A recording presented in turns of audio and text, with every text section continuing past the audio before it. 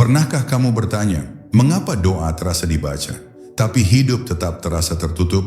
Mengapa Al-Fatihah kau lantunkan setiap hari, namun rezeki seakan menjauh dan hati tetap gelisah?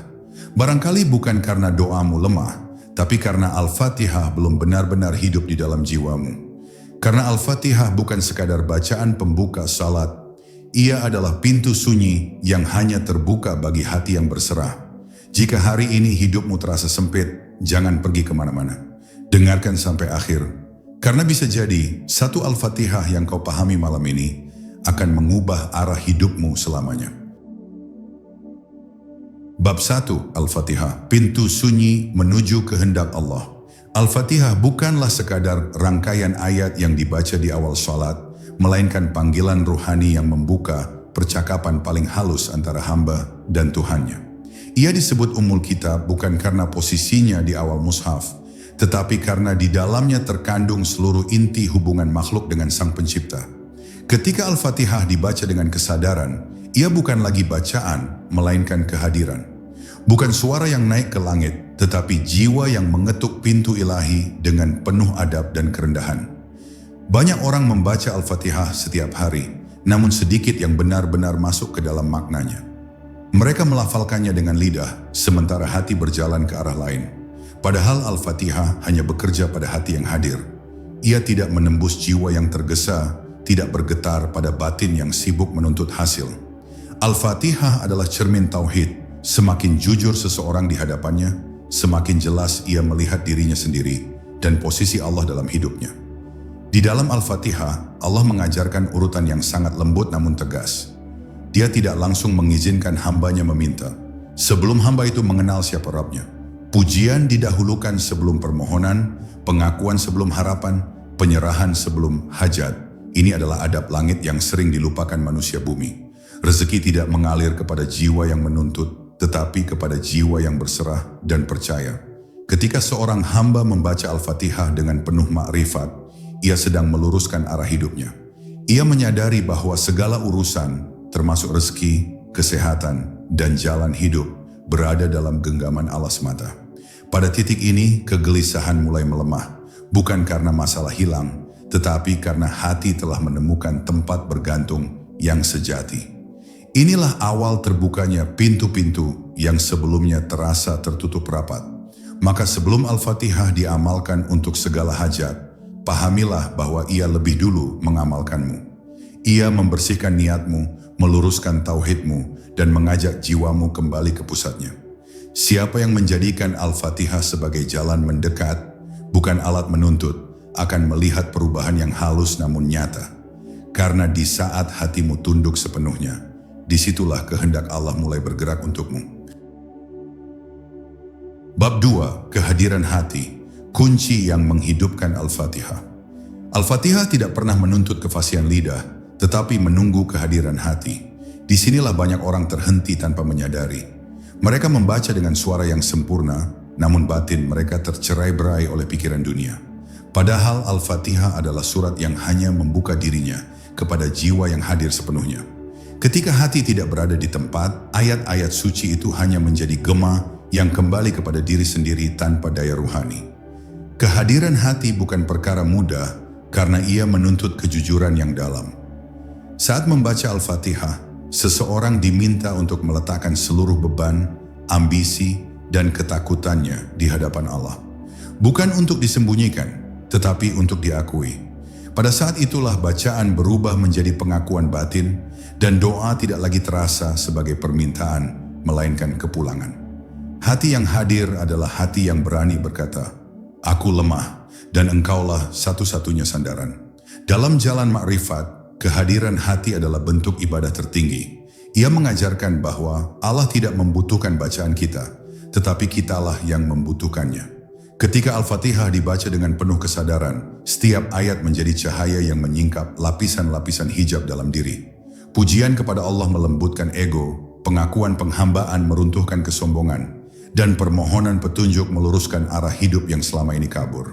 Seringkali manusia ingin Al-Fatihah membuka pintu rezeki, namun lupa membuka pintu hatinya sendiri.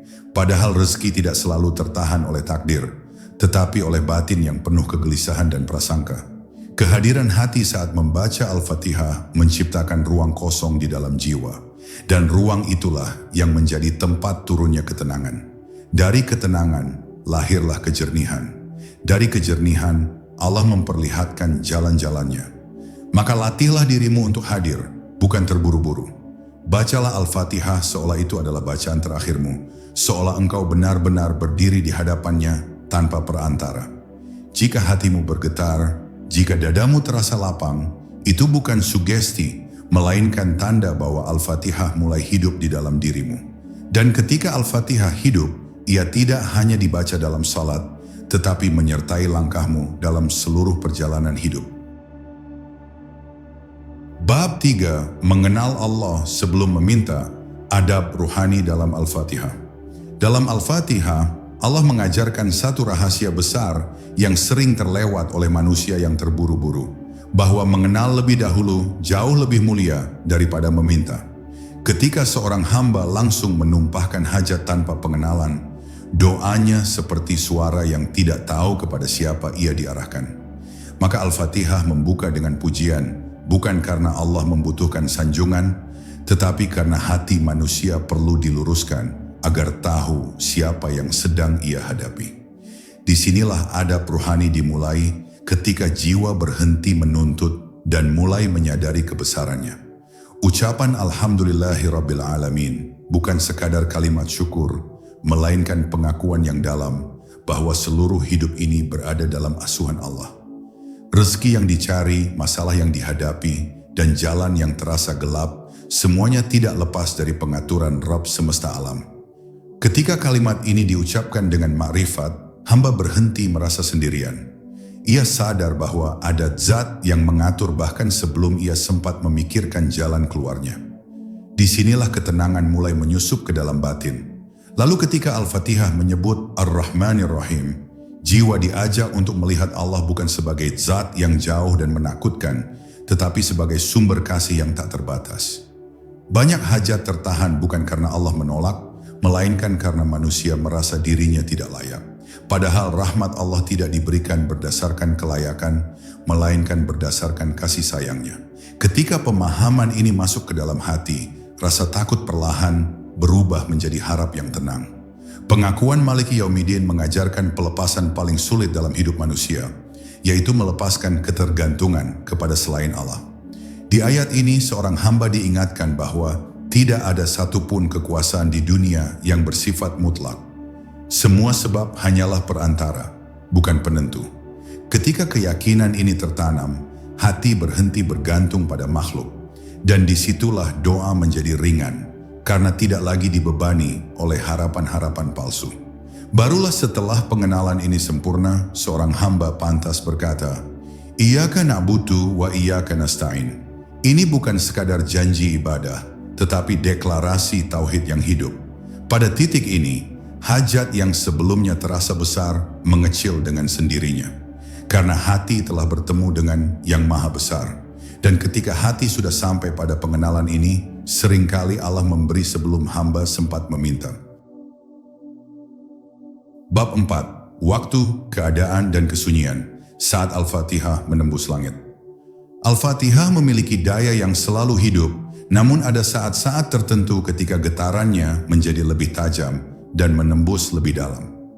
Bukan karena Allah lebih dekat di waktu tertentu, tetapi karena pada waktu-waktu itu hati manusia lebih mudah tunduk dan jujur. Kesunyian menjelang fajar, ketika dunia belum menuntut apapun, adalah ruang paling jernih untuk bertemu dengan Allah. Di saat inilah Al-Fatihah dibaca bukan untuk didengar, melainkan untuk diresapi sebagai bisikan jiwa yang paling dalam. Keadaan batin jauh lebih menentukan daripada jam di dinding. Al-Fatihah yang dibaca dalam kondisi hati hancur seringkali lebih kuat daripada bacaan yang dilakukan dalam kenyamanan. Ketika seorang hamba berada di titik tidak berdaya, egonya melemah, dan pada saat itulah cahaya makna lebih mudah masuk. Allah tidak menunggu manusia sempurna untuk mendekat, justru Dia menunggu kejujuran dalam kelemahan. Al-Fatihah yang lahir dari ketidakberdayaan memiliki keikhlasan yang tidak bisa dibuat-buat. Dalam tradisi makrifat, kesunyian bukanlah pelarian, melainkan pertemuan. Membaca Al-Fatihah dalam sunyi berarti memberi ruang agar suara batin lebih terdengar daripada suara pikiran. Di dalam sunyi, ayat-ayat Al-Fatihah tidak lagi terasa sebagai bacaan luar, tetapi sebagai gerak halus di dalam dada. Pada momen ini, seringkali air mata mengalir tanpa sebab yang jelas. Bukan karena sedih, tetapi karena jiwa sedang disentuh oleh kebenaran yang lama tertutup. Banyak orang mencari waktu mustajab, namun lupa menjaga keadaan batin setelahnya. Padahal Al-Fatihah tidak hanya bekerja saat dibaca, tetapi juga setelahnya. Sikap menerima, tidak mengeluh, dan menjaga prasangka baik kepada Allah adalah bagian dari amalan itu sendiri. Jika setelah membaca Al-Fatihah, seseorang kembali larut dalam kegelisahan, maka ia seperti menutup kembali pintu yang baru saja diketuk. Ketenangan adalah tanda bahwa bacaan telah diterima oleh hati. Maka jangan terlalu sibuk mencari waktu yang sempurna. Carilah kehadiran yang jujur. Bacalah Al-Fatihah di saat engkau benar-benar ingin berserah, bukan hanya ingin hasil. Ketika waktu, keadaan, dan kesunyian bertemu dalam satu titik, Al-Fatihah akan menjadi jalan yang sangat terang. Pada saat itu, doa tidak lagi terasa sebagai permintaan yang berat, tetapi sebagai aliran yang tenang menuju kehendak Allah. Bab 5. Niat yang halus, membuka rezeki tanpa menuntut. Al-Fatihah mulai menunjukkan rahasianya ketika niat dibersihkan dari tuntutan tersembunyi. Banyak orang membaca dengan harapan tertentu, namun tanpa sadar menyelipkan kegelisahan dan rasa ingin menguasai hasil. Padahal niat yang paling hidup adalah niat yang halus, yang menyerahkan arah sepenuhnya kepada Allah.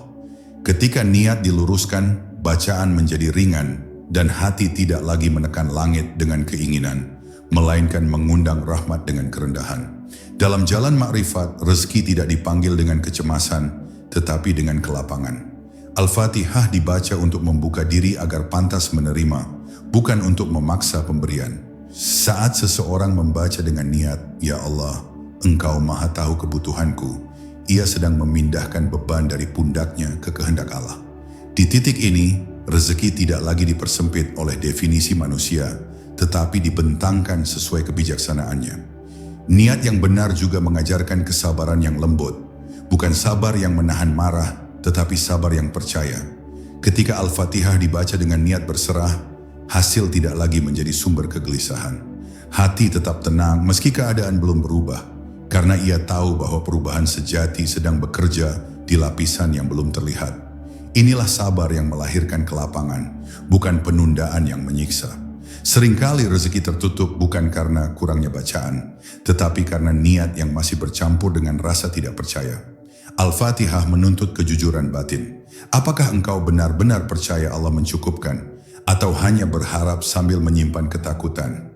Ketika ketakutan dilepaskan, niat menjadi murni, dan hati berhenti menghalangi arus yang hendak masuk. Maka bacalah Al-Fatihah dengan niat mendekat, bukan mengikat. Niatkan agar hatimu dilapangkan sebelum dompetmu, agar jiwamu dicukupkan sebelum duniamu ditambah. Jika niat ini tertanam, rezeki akan datang dalam bentuk yang paling menenangkan. Karena Allah tidak sekadar memberi, Dia menenangkan hambanya melalui pemberian yang tepat pada waktu yang tepat. Bab 6. Istiqomah tanpa pamer, amalan yang tumbuh dalam diam. Al-Fatihah tidak menyukai keramaian niat, ia tumbuh subur dalam keheningan istiqamah. Banyak amalan gagal bukan karena salah cara, tetapi karena dilakukan dengan kegaduhan batin. Ingin cepat terlihat, ingin segera diceritakan, ingin diakui telah mengamalkan. Padahal jalan ruhani selalu berjalan ke dalam, bukan keluar. Al-Fatihah yang dibaca dengan setia, dalam diam memiliki daya yang jauh lebih kuat daripada bacaan yang diumumkan dengan bangga. Istiqamah bukan soal jumlah hari, melainkan keteguhan hati. Membaca Al-Fatihah setiap hari dengan kesadaran yang sama adalah bentuk kesetiaan ruhani yang sangat dicintai Allah. Ia melatih jiwa untuk tidak bergantung pada suasana, tidak menunggu semangat, dan tidak berhenti hanya karena belum melihat hasil. Dalam istiqamah, ego perlahan melemah dan kepercayaan kepada Allah tumbuh tanpa suara. Amalan yang dirahasiakan memiliki keistimewaan tersendiri. Ketika Al-Fatihah dibaca tanpa saksi, selain Allah, hati menjadi jujur karena tidak ada yang ingin dipuaskan selain Dia. Di titik ini, doa tidak lagi tercampur dengan keinginan dipuji atau dianggap saleh. Inilah kemurnian niat yang sering menjadi pembuka rezeki yang paling lembut, karena ia datang tanpa beban dan tanpa ria. Seringkali seseorang berhenti di tengah jalan karena merasa tidak ada perubahan. Padahal perubahan paling awal terjadi bukan di luar, tetapi di dalam. Hati menjadi lebih tenang, reaksi terhadap masalah menjadi lebih lembut, dan cara memandang hidup mulai berubah. Jika seseorang peka, ia akan menyadari bahwa inilah tanda-tanda awal pertolongan. Allah sedang menyiapkan wadah sebelum menurunkan isinya. Maka teruslah membaca Al-Fatihah tanpa banyak menilai. Jangan sibuk mengukur hasil, jangan membandingkan perjalananmu dengan orang lain. Biarkan Allah bekerja dengan caranya sendiri. Istiqamah yang sunyi adalah doa yang paling panjang nafasnya. Dan ketika waktunya tiba, engkau akan sadar bahwa Al-Fatihah yang kau jaga dalam diam, ternyata telah lama menjaga hidupmu dari arah yang tak pernah kau duga. Bab 7, ujian setelah doa. Saat Al-Fatihah meluruskan jalan. Banyak orang tidak menyadari bahwa setelah Al-Fatihah diamalkan dengan sungguh-sungguh, seringkali yang datang pertama bukanlah kelapangan, melainkan ujian yang terasa mengganggu. Disinilah letak kesalahpahaman terbesar. Mereka mengira doanya tidak didengar, padahal justru sedang dijawab. Al-Fatihah bukan hanya membuka pintu rezeki, tetapi juga meluruskan jalan agar rezeki itu tidak mencederai jiwa. Apa yang terasa sebagai hambatan seringkali adalah proses pembersihan yang halus namun tegas. Dalam jalan makrifat, ujian setelah doa adalah tanda bahwa Allah sedang mengambil alih kendali. Dia menyingkirkan ketergantungan yang salah, memutus sebab-sebab palsu, dan mengembalikan hati kepadanya. Ketika satu pintu tertutup setelah Al-Fatihah dibaca, itu bukan penolakan, melainkan pengalihan. Allah tidak menutup tanpa maksud dan tidak menguji tanpa membawa hambanya ke tingkat kesadaran yang lebih dalam. Pada fase ini, hati diuji antara percaya atau kembali ragu. Al-Fatihah yang sebelumnya dibaca dengan keyakinan, kini diuji dalam bentuk keadaan. Apakah engkau tetap tenang ketika hasil belum terlihat, atau kembali gelisah seperti sebelum berdoa? Disinilah bacaan berubah menjadi sikap hidup. Karena sejatinya, doa yang paling jujur bukan yang diucapkan, tetapi yang dijaga dalam respon sehari-hari. Seringkali Allah menguji dengan cara melembutkan ego.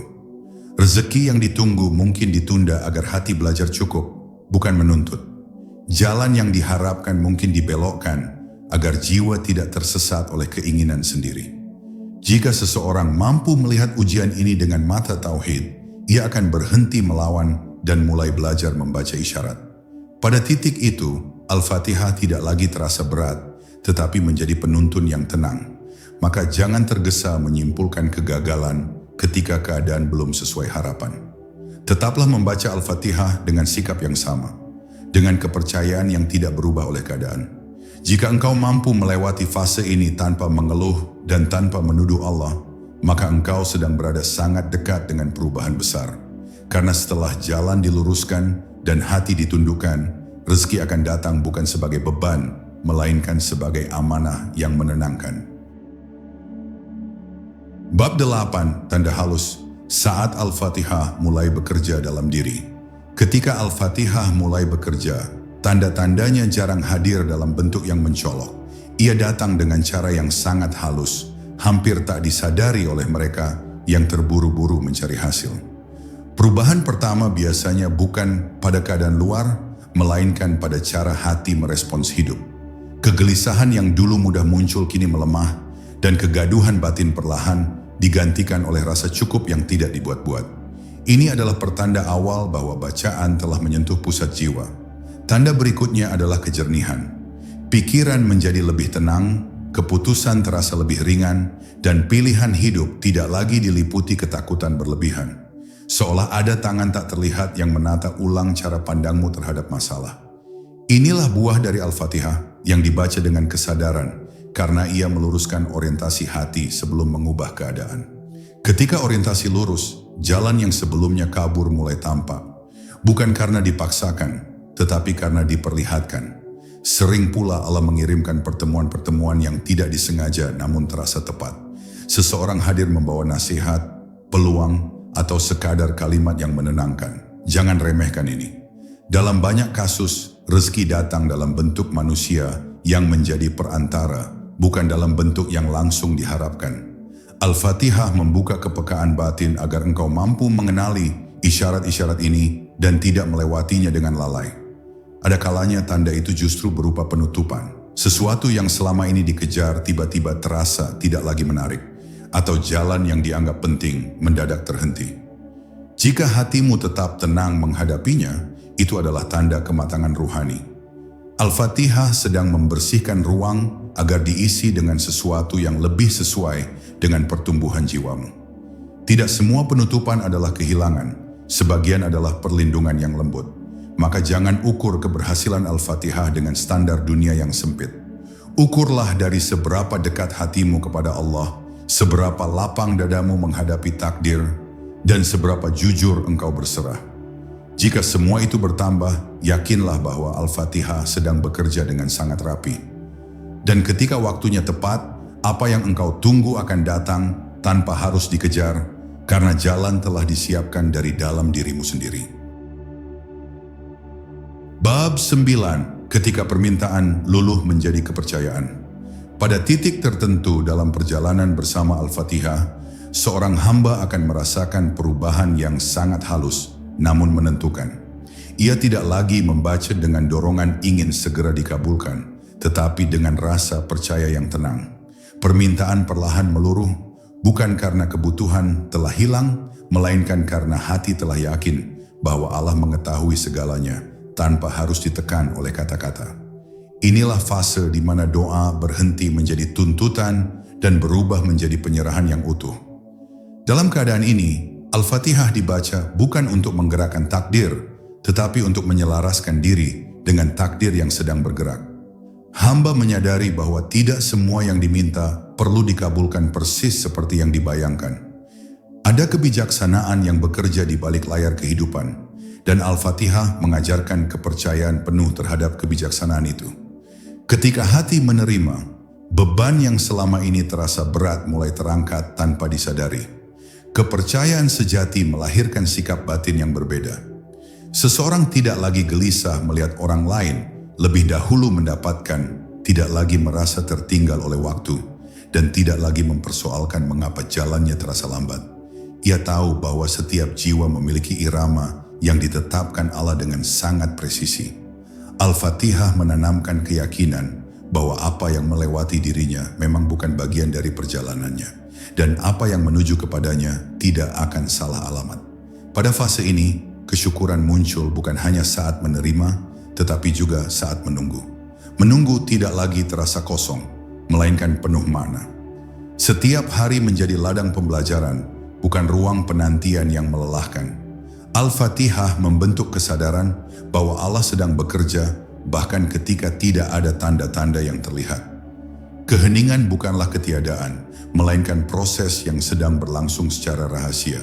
Ketika kepercayaan telah menggantikan kegelisahan, rezeki sering datang dengan cara yang mengejutkan namun menenangkan. Bukan sebagai ledakan besar, tetapi sebagai aliran yang stabil dan cukup. Hamba menyadari bahwa inilah bentuk pemberian yang paling aman bagi jiwanya.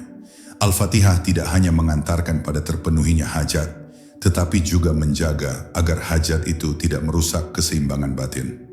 Maka jika engkau sampai pada titik di mana membaca Al-Fatihah terasa seperti pulang, bukan meminta, ketahuilah bahwa engkau telah melangkah jauh. Di sini, doa dan hidup menyatu. Tidak ada lagi jarak antara yang diucapkan dan yang dijalani. Dan ketika hati telah sepenuhnya percaya, seringkali Allah memberi tanpa perlu diminta, karena hambanya telah siap menerima dengan jiwa yang tenang dan penuh adab. Bab 10. Saat Al-Fatihah menjadi nafas hidup. Pada akhirnya, Al-Fatihah tidak lagi berhenti sebagai amalan, tetapi menjelma menjadi cara hidup.